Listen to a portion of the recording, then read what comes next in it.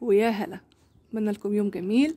يا ترى ايه هو شغل اللاسيه؟ شغل اللاسيه يا ستي هو اي حاجه بنلاقيها مفتحه فيها خروم واسعه، او بتلاقيها عباره عن وحدات تكون صغيره جدا وفيها تفاصيل. يعني شكل الوحده بيكون مميز قوي، منقوش كده بزياده، بتلاقيه في فتحات سواء ضخمه او رفيعه، ولكن تحسي ان الوحده كانها مرسومه رسم.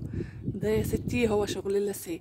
بتعمل منه مفارش، بتعمل منه فساتين، بتعمل منه وحدات كده بنستخدمها عشوائي في قطع الكروشيه، او ان انتي مثلا تعملي قطعة ملابس ضخمة عبارة عن وحدات زي اللي انت شايفاها حاليا.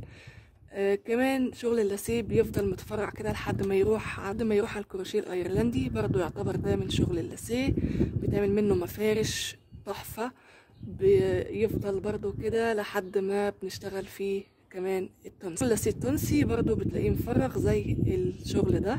بعمل منه حاليا شنطة، وعملت منه كارديجان، وعملت منه بلوزة صيف، وحاجات كتيرة جدا. طبعا خلاصة كده، كل ما هو فيه فراغات ضخمة بنقول عليه لاسيه. ولو هتعملي اللاسيه في الكروشيه العادي بتستخدمي الإبر اللي هي زي كده، لأن هي بتكون رفيعة، سنها دقيق قوي. لو هعمل شغل اللاسيه وهستخدم الخيط اللي انت شايفاه ده، هو ده كان سبب السؤال.